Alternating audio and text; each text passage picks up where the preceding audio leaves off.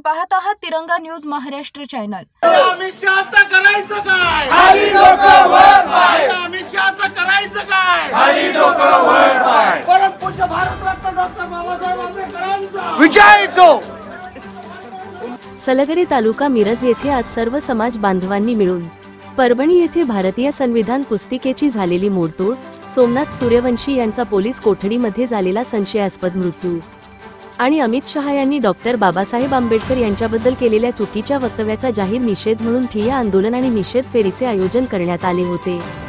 बाबासाहेब आंबेडकर यांच्या प्रतिमेचे पूजन करून पोलीस कोठडीमध्ये मयत झालेल्या वडार समाजाच्या सोमनाथ सूर्यवंशी याला श्रद्धांजली वाहण्यात आली। अमित शहा यांनी बाबासाहेब आंबेडकर यांच्याबद्दल केलेल्या चुकीच्या वक्तव्याचा जोरदार निषेध करण्यात आला। सोमनाथ सूर्यवंशी याला न्याय मिळावा आणि अमित शहा यांचेवर देशद्रोहाचा गुन्हा नोंद करून गृहमंत्री पदावरून काढून टाकावे अशा मागणीचे निवेदन कवठे महांकाळ बीट अंमलदार पडळकर व पोपट देसाई यांना देण्यात आले।